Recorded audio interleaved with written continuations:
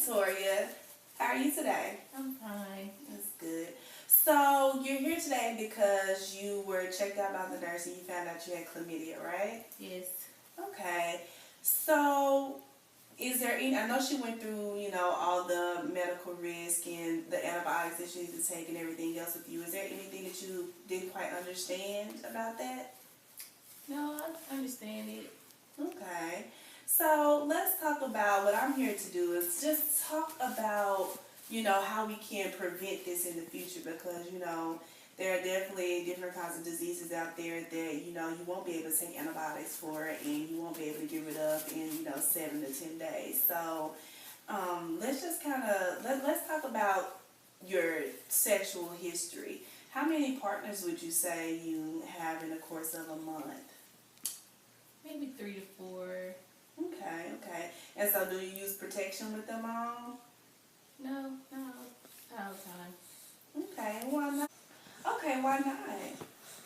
Well, sometimes I just don't have them, or I feel a connection with them that I don't have to use them, and I don't really like using condoms. Okay. So besides feeling the connection with your partners, are there any other barriers that prevent you from using condoms? Because I heard you say that sometimes you just don't use them. Well, sometimes you just don't have them at the moment. Okay. So here at the clinic we do offer free condoms and at other clinics as well. You can just walk in and you won't be questioned. All you have to do is ask for them. They're free. Yeah, but I don't have time to go get those. Okay. So besides the connection that you have with your different partners, are there any other barriers that prevent you from using condoms? I just think it feels better without them. Okay. So I hear you saying that you think it feels better without them and also that you have a connection with your partners. So how often do you get tested? Maybe once every 3 years. Once every few years? Okay, so you don't have annual checkups? No. Okay. Do you know how often your partners are tested? No. Okay. So do you think that that's safe? Being now that you have an STD that you can have treated, you're fortunate enough to have an STD that you can have treated, and now, looking at the situation you're in now, do you think that maybe you need to ask your partners their status and maybe come and get checked up at least once a year? Yes, definitely I should. Okay. Why do you think? Because I have STD. Okay. And if it happens, so maybe I'm doing something wrong. So how old are you? 23. Okay, 23. Do you have any children? No. Okay. Are you on birth control? No. Okay. So, and that's another factor that you probably want to consider here. You have multiple sex partners, you're not on birth control, and you have unprotected sex. So there's some potential there that you could possibly end up pregnant by one of these sex partners, right? Yes. Right. So how well do you know these people that you're... Well, I know for a few weeks. A few weeks? Okay. So listening to yourself, say these things that, you're not doing what you need to do to protect yourself from not only getting pregnant, but from contracting another STD, and you really don't know the partners that well. You've only known them for a few weeks. Could you imagine yourself having a child with someone that you've only known a few weeks? No. Okay. So, what steps do you think that you can take here to ensure that you're not in this same situation again? Protect myself more. Maybe I should get on birth control. If I do decide to not use condoms anymore. So, do you think that that's something that, how long do you think it will take you to be able to do those things? Is it? I know that we don't change overnight, so I understand that people don't change overnight. Okay, so what steps would you say you would need to take to prevent yourself from being in this situation again? What steps do you need to take to prevent you from contracting the STD again? Well, Or potentially becoming pregnant. I'm sorry. I just want you to think about all of that and more. of course I should use condoms to prevent STDs and then maybe I could get on birth control to prevent pregnancy. But I don't know if I want to get on birth control because some birth control makes you fat. So, but it's still a thought that I could do it. So on one hand, you want to start using condoms and possibly get back on birth control, but then on the other hand, you probably don't want to get back on birth control because you may gain weight. Is that what I'm hearing you say? Is that correct? Yes. Okay. So have you explored the different options of birth controls that are out there that could possibly, aren't not make you gain weight, that are, Well, I know about the pill okay. and the shot. I'm not sure. Have you ever tried, patches or a Mirena? Or, just go and see your primary care physician and kind of see, what they have that may accommodate you and your lifestyle. And I would just say, to try them out. And if one doesn't work or you feel like it doesn't fit you, to just, try another one. Or, get that advice from your primary care physician until you find one that fits you and is able to accommodate you and your lifestyle. And as far as condoms, I know that that's something that probably won't happen overnight. So do you think that maybe you should take more time out to get to know your partners, or do you think you need to talk to your partners about their status? And, what are you thinking as far as that until you're able to start using condoms? I definitely need to look more into it. Maybe get to know them better. But I should. Because I really don't know them, obviously, to be getting an STD from someone. But Okay, so I'm hearing you say that you're going to take time out to get to know your partners a little better before, having sexual encounters.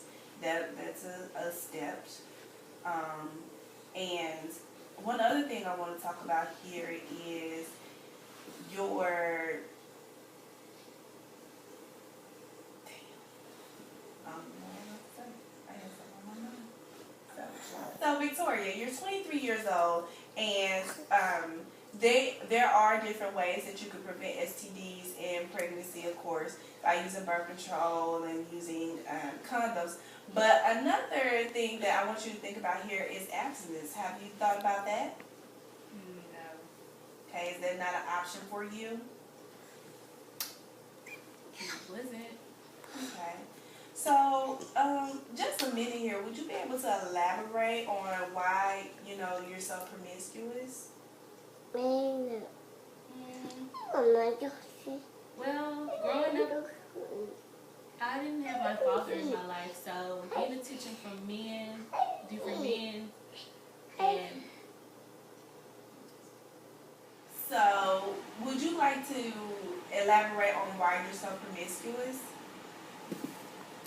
well, growing up, a little girl, my father was never in my life. So meeting different guys, getting this attention from them, having sex with them is not like, it's not, for me it's not pleasure, it's just I like that attention, that time I get from me not having my father there with me. So different having sex with different people and getting enough, well, not getting enough, but being around them, it gives me that much of what I was missing. Okay. So I hear you saying that sex with different men is not a sexual pleasure for you. It's just that you find comfort in having them around and getting attention from a male. Okay. So do you think that maybe is there some room for you to maybe repair the relationship with your dad? I'm not sure. Okay. He's not really, was never there, so why should I try now? And I'm 23 years old. Okay. So now that you're 23, you don't feel like you need your dad in your life. Now I've done well without him. You know, why I need him now? What is he going to do? Well, sometimes repairing relationships is not so much for that person, it's for ourselves to find closure. So that's something that I hear you say you're not ready to do just yet, but I think it would help you to find closure and maybe help you find yourself. And in the long run, you won't have to be so promiscuous, trying to find out what it's like to be loved by a man. Maybe, there is room for you and your dad to reconnect. So I know, right now you're probably not on board with that, but I think that that's something that you should think about. Okay. Do you kind of get what I'm saying? Yes. Do you think that if you got to know your father a little better and opened up to him a little more, maybe create a bond with him, that you wouldn't be so promiscuous maybe? You wouldn't look for attention in men? So, okay. So, let me see if I got all this down packed. We are going to get annual checkups.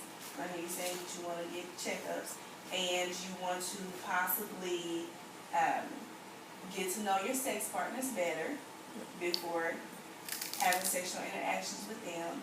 You're going to visit your primary care physician to see about what birth controls can accompany. So you're going to visit your primary care physician and inquire about what birth controls are out there that may be able to accommodate you in your situation.